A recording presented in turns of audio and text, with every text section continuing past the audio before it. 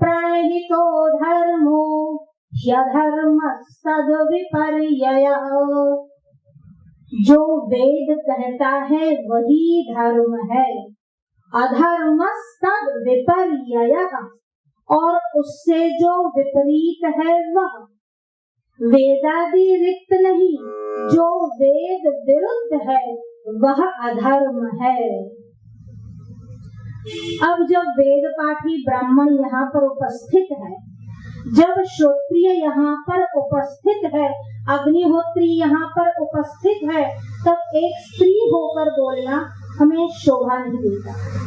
पर फिर भी जैसे घर पर आए हुए अतिथि को हम जो भी जानते हो, हम जो भी भाषा बोलते हो, उस भाषा में भी हंसी के द्वारा भी, कुछ टूटे फूटे वचनों द्वारा भी स्वागत करना अति आवश्यक है। आप सभी का शिवोहम में स्वागत है। आज सुहाग अवसर है, धनुर्मास का आरंभ है, और ऐसे में वेद पाठी ब्राह्मण अपने घर आए हैं। देखिए, ये केवल न वेदों के संहिता पाठ को जानने वाले हैं, अपितु घन पाठ करने वाले भी हैं। अगर कोई पंक्ति है, अगर कोई लाइन बनी हुई है, अगर लोग एकत्रित हो रहे हैं, उसमें अगर एक भी वेद पाठी हो तो वह पंक्ति पावन हो जाती है। यहाँ तो सप्तर्षि की भांति साथ साथ है, बहुत ही पावन अवसर है। देखिए, जब ये लोग यहाँ पर है, हम कुछ बोले यह भी उचित नहीं, पर न बोले वह भी उचित नहीं, क्योंकि जो हमारे लोग हैं वह हमारी भाषा समझते हैं। इसीलिए थोड़ा बहुत परिचय आपकी अनुमति से हम भी ले दें। वेदों में दो प्रकार की पाठ की विधियां है, आप सभी जानते ही हैं, प्रकृति पाठ और विकृति पाठ। ये प्रकृति पाठ क्या है और विकृति पाठ क्या है? विकृति का अर्थ कोई मॉडिफिकेशन करे तो यह गलत होगा। यहाँ विकृति मॉडिफिकेशन नहीं है, यहाँ विकृति विकृतियों से बचने के लिए है। यथावत जैसे के वैसे ही वही अवस्था में भगवान वेद नारायण सभी को प्राप्त हो, इसलिए जो परंपरा ऋषियों ने बनाई उसी परंपरा का नाम घनपाठ है। कई लोगों के मन में यह भी हो सकता है कि यह घनपाठ क्या है, कि एक ही ये पाठ की प्रकार की पद्धति है। तो हम आपसे कह दें, दो प्रकार की पद्धतियां है, एक है प्रकृति पाठ और दूसरी है विकृति पाठ। उसमें जो प्रकृति पाठ है, भगवान नारायण ने स्वयं वेद को दिया। यस्य निश्वसितो, उनके श्वासोश्वास ही है। बालक का जन्म पहले होता है कि श्वास पहले आता है? सो दोनों एक साथ ही आता है। अगर भगवान अनादि है तो वेद भी अनादि अपौरुषेय है। अब भगवान के श्वासोश्वास तो वेद नारायण है ही, पर वह जो क्रम, वह जो पाठ, वह जो मंत्र यथा तथा मिले, उसी का नाम है संहिता पाठ। और सभी ब्राह्मण यज्ञ यागादि कर्मों में, प्रयोगों में जो करते हैं वह है संहिता पाठ। उसके बाद आता है पद पाठ। अब आपको जानकर थोड़ा आश्चर्य भी होगा, ये पद पाठ का आरंभ करने वाला कौन था? तो कहते हैं रावण था। रावण ने सबसे पहले पद पाठ का आरंभ किया, यानी उसके जो आद्य प्रवर्तक है वह पौलस्य यानी रावण है। उसके बाद बभ्रव्य ने भी किया। ऋग्वेद के जो पद पाठ आदि का जो आरंभ हुआ, उस आरंभ में शाकल्य ने किया है, और सामवेद की कौथुमेय शाखा का अत्रेय ने किया है। इस प्रकार से पद पाठ के क्रम चले। पद से बाद जो आता है, जो प्रकृति पाठ के ही अंतर्गत है, उसी को कहते हैं क्रम पाठ। अब ये क्रम पाठ क्या है? यथा तथा संहिता यानी एक साथ, जैसे हम नदी के प्रवाह को ले तो बहता चला जाता है, वहाँ कहीं भी बीच में बाधा नहीं, वो बहता चला जाना संहिता है। जब उसको तोड़ा जाए, न केवल तोड़ा जाए, पद को विच्छेद किया जाए, वह भी समास को लेकर इति प्रत्यय के साथ, उसी का नाम है पदपाठ। तत्पश्चात आता है क्रमपाठ। ये क्रमपाठ क्या है? जब हम कोई भी मंत्र बोलते हैं तो उसके शब्द को उसी क्रम से द्विगुणित करते हुए बोलते हैं, उसी का नाम है क्रमपाठ। यहाँ पर ये लोग हैं, हमें नहीं बोलना चाहिए, फिर भी हम कहते हैं, जैसे अग्नि मीड़े पुरोहित, तो अग्नि मीड़े मीड़े पुरोहित पुरोहित, इस प्रकार से जो होता है उसी का नाम है क्रमपाठ। ये तो है प्रकृति, जो मूल है उसी का नाम है प्रकृति, जो उत्पन्न करती है उसी का नाम है प्रकृति। संहिता से आगे जो उत्पन्न हुआ वह पदपाठ हुआ। संहिता प्रकृति है, पर जो पदपाठ है वह विकृति है। किसकी विकृति है? संहिता की विकृति है। अब उसने क्रमपाठ को जन्म दिया, इसीलिए क्रमपाठ की प्रकृति है। प्रकृति यानी अगर हम आपको एकदम सीधी भाषा में कहे तो उत्पन्न करने वाली, जन्म देने वाली, which produces is called प्रकृति। अब क्रमपाठ उत्पन्न हुआ, इसीलिए क्रमपाठ विकृति है, पर क्रमपाठ ने आगे जो अष्ट विकृत है उसको उत्पन्न किया, इसलिए क्रमपाठ भी प्रकृति है। 3 प्रकृति है और 8 प्रकार की विकृतियां है। अब जो 8 प्रकार की विकृतियां है वो कौन सी है? जटा माला शिखा रेखो ध्वज दंड रथो घनः। एक है जटा पाठ, एक है माला पाठ। अब वो क्रम, देखिए थोड़ा टेक्निकल सब्जेक्ट है, शायद सुनने में इतना आह्लादक या फिर रसप्रद न लगे, पर हम जब घनपाठ सुनने आए हैं तो मुझे लगा थोड़ा बहुत ये बात उनको बता दे।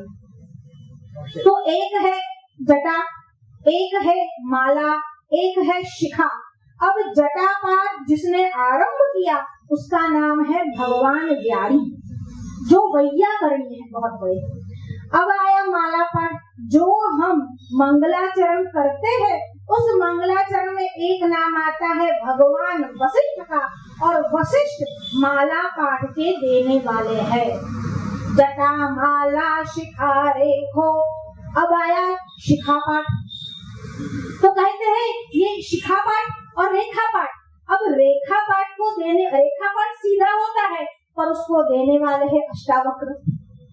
अब आगे आया है ध्वज है, रथ है, दंड है और घनपाठ जो सबसे अंत में आता है।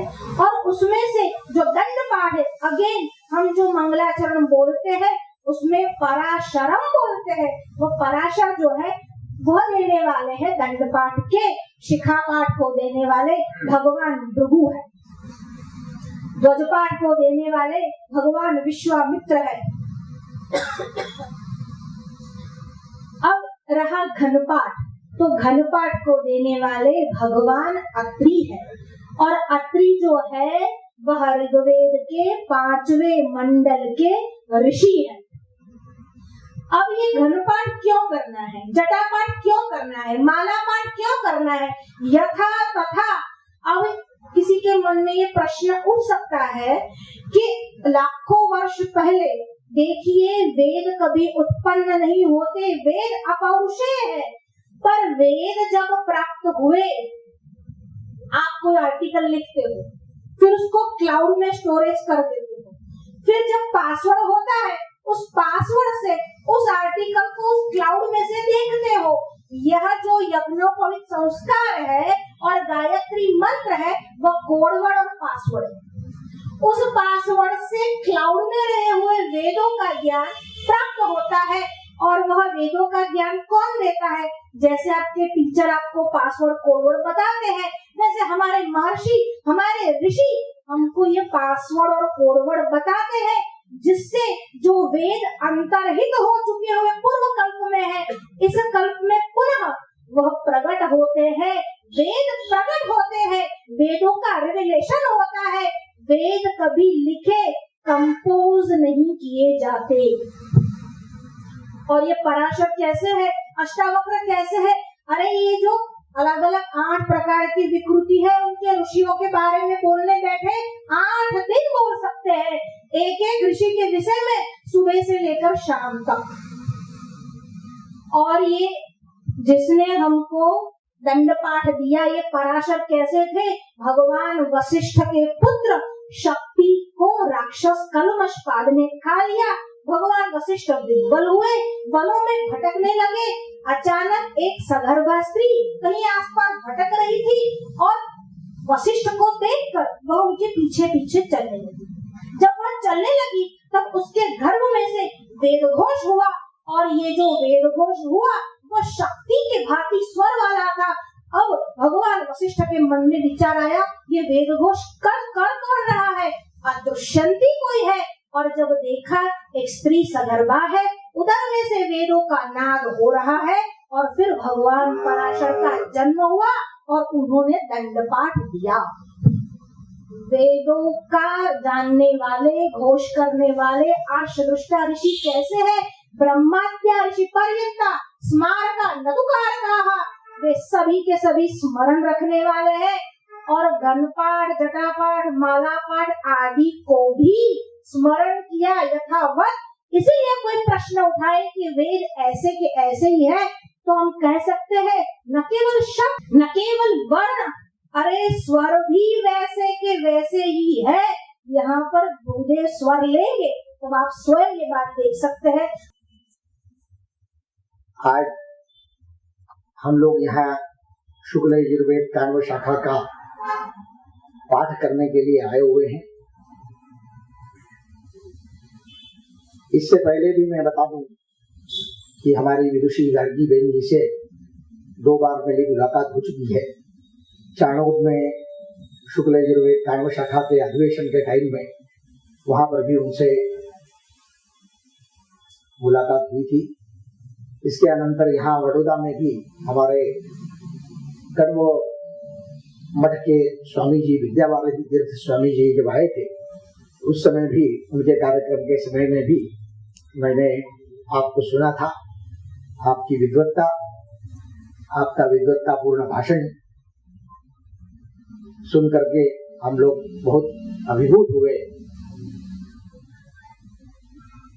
यह स्थान भी ऐसा ही है, पवित्र स्थान।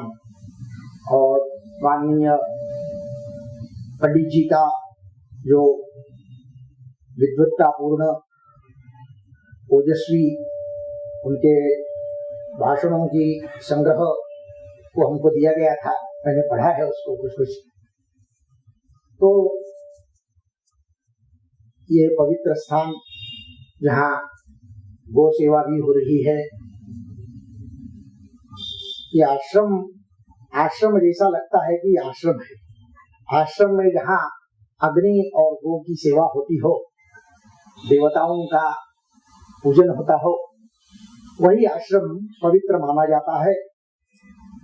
और गो शब्द का एक अर्थवेद भी है। हमारा जो शुक्ल यजुर्वेद है, उस शुक्ल यजुर्वेद का प्रारंभ ही यज्ञ से हुआ है। यज्ञो वही श्रेष्ठतमं कर्म, ऐसा कहा गया। पहला ही मंत्र है, ईशेत्वो रेत्वा वायवस्था देवो व सविता प्रार्पयतु श्रेष्ठतमाय कर्मणे। श्रेष्ठतम कर्मों के लिए हमको देवता प्राप्त करावे, ऐसा हम उनसे प्रार्थना हम कर रहे हैं।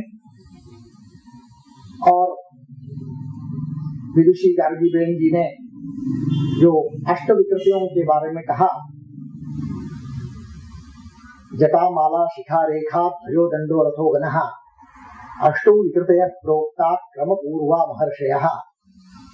आज हम यहाँ पर पहले मूल संहिता प्रकृति का पाठ करने के बाद में क्रम प्रकृति पाठ तथा पद प्रकृति पाठ के बाद पुनः अष्ट विकृतियों में से जटा, माला, शिखा, दंड एवं धन, इन विकृतियों का एक एक मंत्र का पाठ करके आप लोगों को सुनाएंगे और पंडित जी के चरणों में हमारी यही सेवा हम अर्पण करना चाहते हैं। हाँ हाँ बताएंगे जरूर बताएंगे।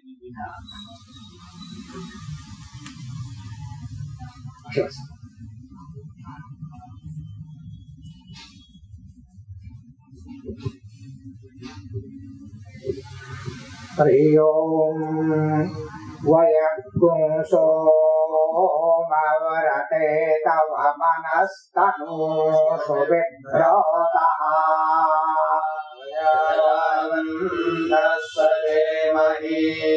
एषते रुद्रभागः सहस्रस्रा वीतया कञ्जूषसवसवाः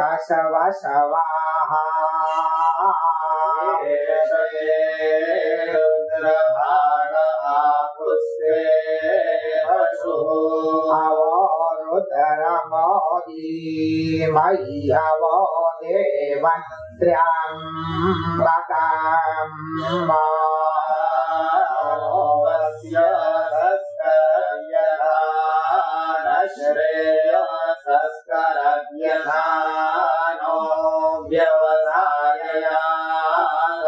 भेषजमोऽसि भेषजङ्गवेश्वा पुरुषाय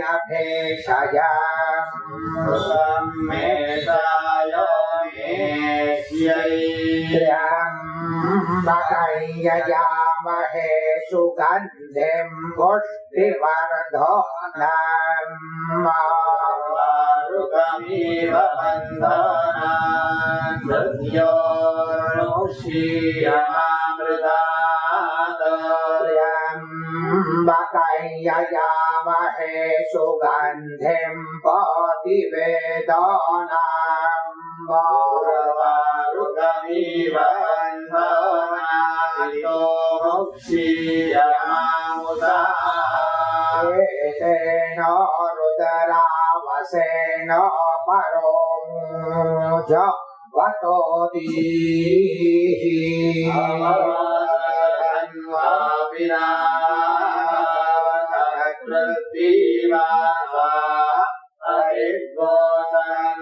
शिवस्य